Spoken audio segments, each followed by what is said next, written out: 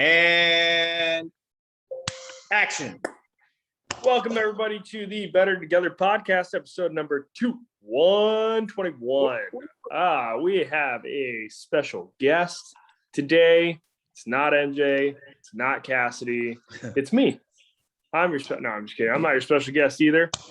We have one of our awesome members with us today. His name is Nathan. Nathan, say what's up to everybody. What's up, everybody? All of you. What's up, Nathan? Freaking nailed it, dude. All three of you, Nathan. Give them some love. Dude, we're screwed because Nathan's one of the three listeners. Yeah, I know. You guys are going to be down. Dang it. Our viewership went down 33% right now, man. You said 33.4%. Yeah. Well, okay. Nailed that joke, Cass. Oh my God, dude. Obviously, you guys don't know that 33 plus 33 plus 33, there's still a 0.1 left. He's the 33.4. Yeah. It's actually 33.3333. Yes. But anyways, yay math. Man, Cass. I do not know we're losing this. Okay. Well, Cassidy, MJ, how are you guys? Good, man. I just hiked Camelback. I was telling you guys before we press record, I left what little soul I have left on the mountain, 90 degrees, and I'm doing all right. I'm here, man. I made it. Plenty of water, hydrating. How are you, Corey? I didn't even think gingers had souls. That's why I said whatever soul I have left, if any. They steal yours. I didn't think you started with any. All right, man. Fine. Fair enough, asshole face. How are you, Cass? Yeah, just saying. I'm great. It's 57 degrees where I am at, and that's why I'm wearing a sweatshirt. Yeah, Sorry. I mean, that's not a bad problem to have. I'm looking outside your window, looking at pine trees, and I would love that view. Yeah. And a golf Nathan, course. how are you, man? I'm good. It's cool in my office. Are you at your home office? No, office. Oh. Ooh. Oh, Scottsdale. Office. What do you do, Nathan? Yeah, it's an managed IT company. So it's outsourced IT. So we partner with medium-sized businesses and become their IT department. Sweet. Sweet. Well, we'll get this thing going, man. The why behind having the guests on is, number one, you don't have to listen to Corey, Cassidy, and I anymore, or at least for the majority of the podcast. Thank goodness. And then number two is, we think there's a value to be had by bringing people on that are both inside and outside our community.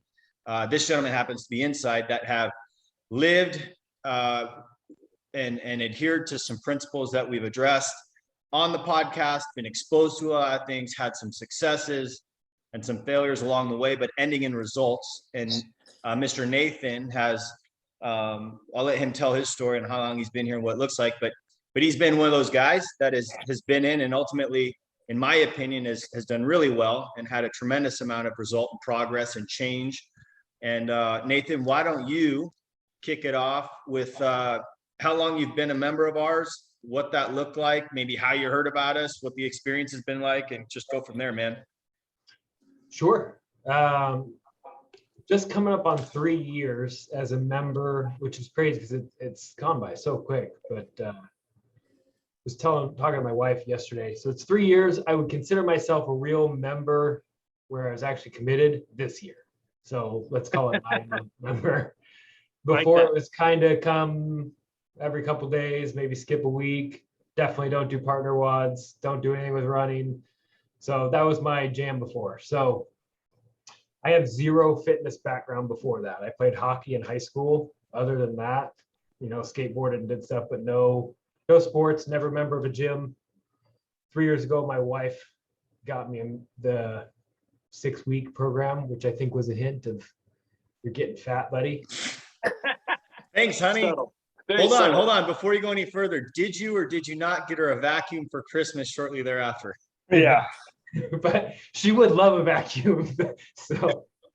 But I was terrified to come here. I had a couple friends that went, so I was able to kind of go and cling on to them and kind of hide behind them in the beginning. Because it was an intimidating place, coming from no fitness, very out of shape. I mean, going to backtrack a little bit. The first day I started there, we did a warm-up run around. I legitimately could not do the 200-meter run. That's awesome. So that's how out of shape I was.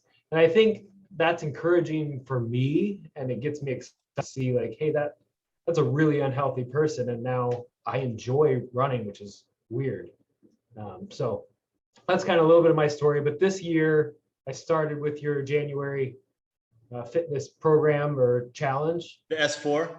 The S4, did that, and then kind of took 30 days and kind of was still craving a little bit more discipline, and went into 75 hard, I believe in March, and completed that as well.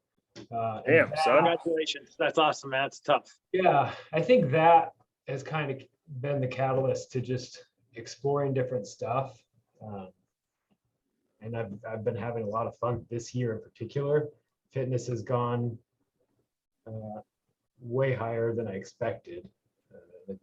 I'm having fun working out and using my body, which is interesting based on my previous habits. I didn't use it, so I've been enjoying it. That's awesome. Nice. Corey, when you breathe in like that, Corey, you're supposed to exhale. We're waiting for the next comment there. Dude, I comment or literally question. took a breath and I was about to say something and then just blank, which doesn't happen. Usually I can't shut up, but right. Do you want me to, here, I'll bail him out. So Nathan, let me bail out Corey for the 15th time in his life. He's just going to go hide for a second. Yeah, I know. I'm still right here. I openly admit that was terrible. No. Okay, cool. So check it out. You go from a dude 3 years ago with a little hockey experience, no fitness, and ready to die running 200 meters to your present day now. Can you give us a snapshot now of what type of results you've gotten? Yeah, so we'll go kind of the beginning of this year. We did the in-body scan. So I was 220 pounds, and it was not a healthy 220. You know, we were talking, you're 219, MJ, I think. We look very different at 220. So it wasn't healthy. It was approaching 40% body fat. Kind of ridiculous. And now I'm hovering around 185 and in the high teens for body fat. Nice. Yeah, pretty fucking big change. huge, man. It's incredible. It is. Like for people listening in, the dude lost, what is that? That's 15 and 20s, 45. 35, excuse me, math, yay math. So 35 pounds and lost almost over 20% body fat. Yeah, That's insane. That's awesome. Yeah. So and then speak to the highs and the lows, man, or like the challenges throughout the 75 hard and kind of what you're going through now, and then what got you through those things. I think it started back in the S4 challenge. I didn't do the S4 challenge correctly. I still, you were saying go to Precision Nutrition, plug your numbers. That's how much you eat. Follow this macros. Do all that. And I did it. The calories I thought were too high, so I did my own thing. And the S4 challenge was kind of a failure.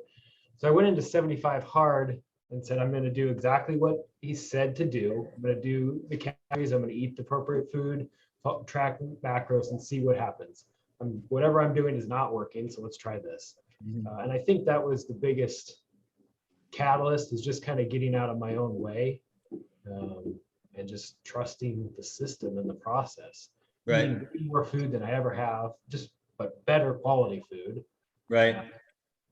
And Give us an idea of those numbers, because I don't want to go too far down this rabbit trail, but if I could guide our community down one rabbit trail I'd want them to go down, it would be this one. Yeah. Okay. Because you're right. We did have conversations and candid conversations and there was a relationship there, and I saw you kicking ass and doing your thing. And I was like, where are you at on this? But can you give us an idea of, like, in the S4, the Start Strong, Stay Strong challenge, do you remember for example, the number of calories that Precision Nutrition recommended through our program? 2850. Okay. And then Nathan Brains goes, nah, man, that's way too much. These guys don't know what the fuck they're talking about, et cetera, et cetera. Not in that spirit, but kind of in that spirit. And you were like, how many calories did you consume? It's embarrassing to say, but it was 1600. Okay. 1600. Okay. And how much were you weighing at the time? 220. Yeah. I was That's exhausted. crazy. Let me guess. Did you have some high and more low energy levels than Yeah, normal? I was exhausted. I had a headache. I was like, this is Yeah. so I did it for 30 days and lost 0 weight and 2 pounds of muscle. Right. Nailed it. MJ, great challenge. Great challenge, MJ. Yeah. No, Put that out. but this is just on this point, on this one point, and then I'll shut up and let you and everybody else talk is I call it sticker shock. It's like when you're going and you're shopping for something. Like I remember shopping for jeans, that 220s, like I have legs and thighs and to find jeans for me that fit. It's difficult. Okay. And I remember, I think it was you, Cass, because you're like Cass is, I think, a fashionable dude. And I'm like, man, where do I go to get jeans, dude? I don't know where to go. He's like, dude, come over here. And he introduced me to this brand and these jeans. And I looked at them. I'm like, these are $150 fucking dollars, dude. Are you kidding me? Like, I'm not paying $150 for a pair of jeans. And the son of a bitch wrote me. So I got that sticker shock, which is like that 2,800 calories, right? And I'm like, I can't do that. But then I tried the jeans on and I feel I'm like, okay, right? And then 5 pairs of $150 jeans later that I got 3-4 years ago that I still have Right. served me well over that 3 to 4 years. And I think so many people, when they go through the process of nutrition from the very beginning, they go, okay, nutrition machine, whatever, what do you call it? Platform they use to figure out their basal metabolic rate plus their activity levels, their goal calorie levels, etc. They get that sticker shock and they're like, there's no way I can do this. This is far too much food. And they don't take into consideration the activity that they're going to be doing, the quality of foods, etc. And to your point, my thing, and I'll shut up. It's just like, guys, just trust the process. Your way hasn't worked. Okay. You're seeking out help and guidance from people that have done this before.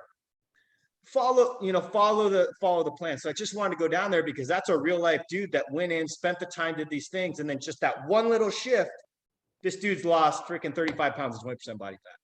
Yeah. So how much more sustainable did that feel, Nathan, when you were eating the 2,800 calories? Like how much more were you like, okay, I can do this and I can do this for a while? It's mind blowing. Like it's not even just sustainable from the physical. It's mental too.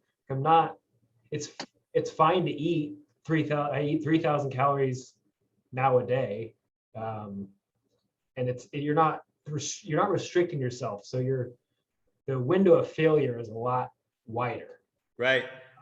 And I can eat what I want and I feel full and you just have a lot more energy when you work out. And it's more fun to work out and see your muscles grow. So yeah, that's awesome. It's something that from my viewpoint, like optically seeing you come in, from when I remember January, you'd come in and you were just like literally your face was like,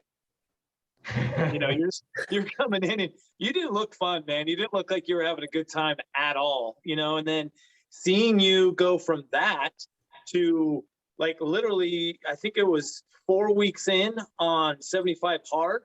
And remember we were talking about the water intake. I think something funny like that. We were just both like, wow, it's tough, getting that water in. But dude, your energy level and just your presence, your body language was so different. It was walking in, knowing what you wanted to do, get done. You had a goal, and you could tell that your mindset had shifted and that you were believing. And going and doing workouts and looking at the board, and you could tell that you were calculating, okay, cool, I'm going to do this and I'm going to kick its ass. And it was a massive change in just your body language alone. And then our conversation, you leaving the bathroom or me going into the bathroom and saying, hey, how you doing? Like a lot of times you just be like, I walk by, you're like, hey bro, what's going on? And it was a different story, so yeah. Just seeing that was huge. And that's a big thing. It really is. Yeah. And I appreciate that. I have what my wife would call resting dick face a lot. So I just look grumpy, but it's good. Yeah. The fitness journey is a lot. You have a lot more self-confidence as well. And I think it kind of just comes out. Big time. Which sounds a little arrogant, but it is what it is. I feel a lot better about myself. And I think that just translates everywhere. 100%. Yep. And we've talked about that in past podcasts where, you know, there's a lot of things that you get that are supplemental to what your goal was. And it's so neat to see that happen, you know, and people have that confidence level jump from walking in with their head down in the back of the class to all of a sudden, you know, high-fiving somebody and trying to beat somebody on, you know, on a wad of some sort and having fun. Man, seeing that change is just, it's really exciting to see. And you definitely live that. So that's really cool. Good. Thanks, man. Yeah. I have a question for you here, Nathan. So you said that you've been a member for 3 years, but you wouldn't really count until like this last year that you've been like an official member, right? You've been off and on here and there.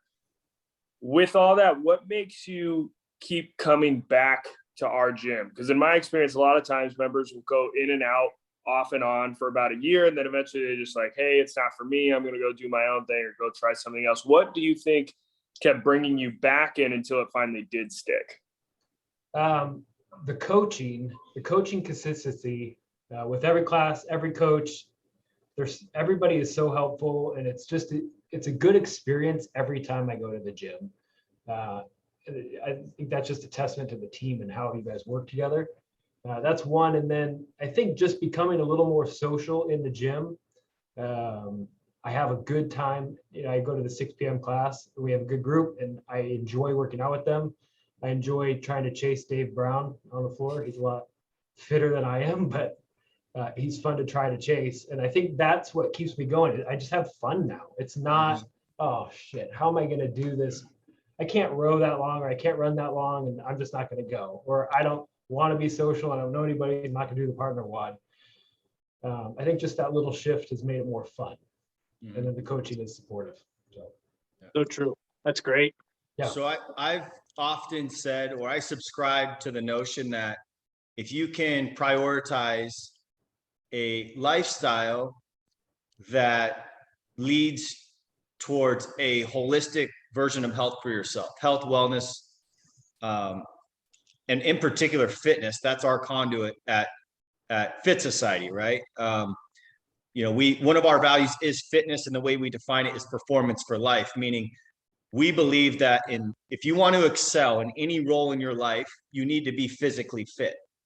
And incidentally enough, if you don't excel in certain roles of your life, that by prioritizing a physically fit lifestyle in fitness, it opens up the doors to perform at a higher level in other roles. Okay, that was kind of mouthy, but I hope it came off with the intention that it was meant to come off with, which leads to a question to you, Nathan.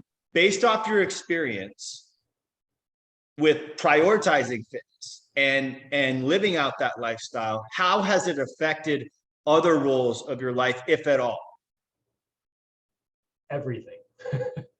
So it's the fitness aspect has just led to I don't know, compounding goal setting, I guess is what you call it. So I did this, and you know, not that I've mastered fitness, but it's become a routine. So now I add something else on and something else on. It touches pretty much everything. So eating, I stopped drinking completely, which has just been kind of a fun challenge. But just parenting, my kids watch what I do now. They do it. They talk about, hey, is this healthy? Or let's talk about this workout. Or my son will, and my little 9-year-old tell me that he's got too much energy and how many burpees should he do? Just like fun stuff that just Right. Date So nights awesome. with my wife have changed to now we go mountain biking together versus going to a bar and having drinks and dinner. And it's just, it's affected everything. I have more energy at work. So it's been good. So cool. Yeah. Did you have that growing up? Not for you to say anything negative about your parents, but like I didn't have that growing up. My family was not very health conscious. There was no like priority on whole foods. No, not at all. And it's, you know, my parents are the generation where it's eat less to lose weight type of thing. And that's what, Yeah. and that's just kind of, that's the mentality that I had. And so, no, we didn't have any fitness at all.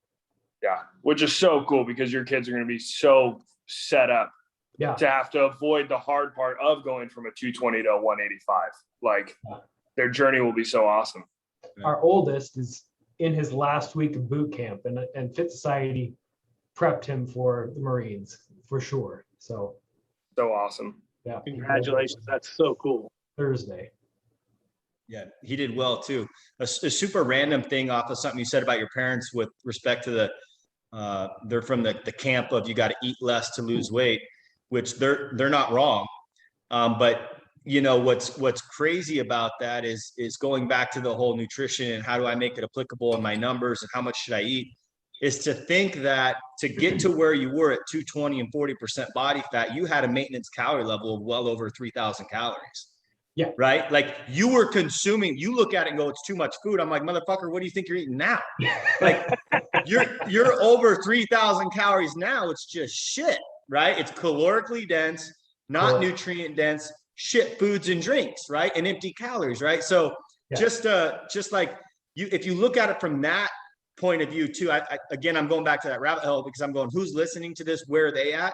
So many people look at that sticker shock and go, there's no way I could eat that many calories. It's like, bro, you're eating more calories than that right now to get that as a goal calorie level before, you know, underneath your maintenance calorie level, which is crazy, right? But to your point, you're saying, hey, it's more than just that. It's the quality of nutrients, it's the quality of foods, it's the lifestyle with the activity, et cetera, et cetera. So yeah, counting macros has made it so much easier. That was so confusing to me in the beginning. I couldn't wrap my head around this. And then, but once you figure it out, it is such a sustainable way to eat. Yeah. It makes it so easy. Yeah. And what I would say to people listening on that, like I was just at the beginning of the class, we're like, hey man, what do you do? Where are you at? You're like, I'm an engineer in Scottsdale. Engineers get macros because they understand 4, 4, 7s, and 9s. They understand 4 calories per gram of a carb of protein. They understand 9 calories per gram of fat. And they understand 7 calories per gram of alcohol. So it works. It makes sense. And an engineer left brain head, some of you guys are like, I wouldn't count calories if my life depended on it. And my thing to anybody that's in that school of thought, it's like, that's cool if you don't count calories. It doesn't mean that they don't count, right? Yeah. So you need to find your way or your method to get into your deficit regardless, right? There you go. Portion control. Perfect. our portion control stuff, right? So how to build a plate. That's the how to build a plate. Cass just did a plug, a cameo for if you go to fitsocietyaz.com and you go to our program, first component is nutrition. There's like the right brain macro calorie counting cheat sheet to use your thumb, your fist, your cupped hand, and your palm for the ratios of those things. So anyways, probably too far on that. That being said, any other questions, guys, before we shift gears into maybe Nathan speaking to anybody listening in going, man, if I knew then what I know now, or here's some things that I would tell you guys? No, man, I think it's time to end the roll. Let us know. Cool. Nathan, that's, I guess, maybe we wrap this up with anything you want to add / if there's, you know, you're listening to this 3 years ago, right? Before finding your catalyst. What message do you have to hopefully inspire or motivate or nudge somebody that's either beginning in the middle of their journey or in the middle of their journey, or maybe quitting, thinking about getting off? You got any words for them? I would say to people that are just starting, it's not an intimidating place. Everybody is very friendly and very helpful. All you have to do is ask, and anybody will help. Get out of your own way and pay attention. And then I think Corey was talking a couple podcasts ago about having failure days and not letting that throw your entire week off. That was me. You know, I eat pizza and then I'm like, well, I ate pizza, I might as well have donuts and we'll just start again next week. That was a cycle. So try not to do that and just accept a bad day and make the next one a good day and go from there. And you'll have results. Sage advice. Jinx, you want me to call? No personal pitchbacks. What? All right. Yeah. All right, guys, that's cool. Awesome. We'll wrap this bad boy up. Nathan, you're a freaking rock star, man. We're happy to have you.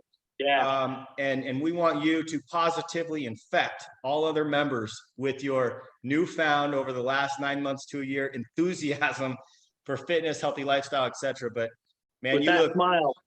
You look freaking awesome. I remember, side note, it was right before the weather went really, really hot. Or maybe it was in the middle of this summer, because Rachel would do something like this, but there was a programmed front rack farmer's carry, double farmer's carry outside. Yeah. And I was pulling up in my truck and I parked right as you guys go out the back door, and Nathan threw up kettle. And I think he had like 44s or 53s, something heavy. And he was just like a V stacked with traps and everything else. I was like, look at this son of a bitch, man. Oh, Look at this guy. So it's good to see your Brian. progress, man. Corey's still trying to get a bicep vein, Yeah. but you know, One day I'll get there. hopefully he'll follow your lead and he'll graduate from a medium to a medium. It's a large right now, bro. Just because Come check the tag, dog. Lauren Come check the washed tag. it, dried it on high heat. Come check the tag. I'm not talking Anyways, about your man. hat. He's talking about your shirt. Yeah, I you're a said the rock tag. star. Thanks for spending Come your check time the with us, man. tag. Thanks, guys. Thanks, Nathan, Have carry a good day, pen when brother. you go to the gym, dude. Once you're on this podcast, man, people are gonna want autographs. They're gonna swarm you. Just be Yep. careful. Be I'll be careful. ready. All right, bro. All right, buddy. Thanks. See you, man. Bye. See y'all.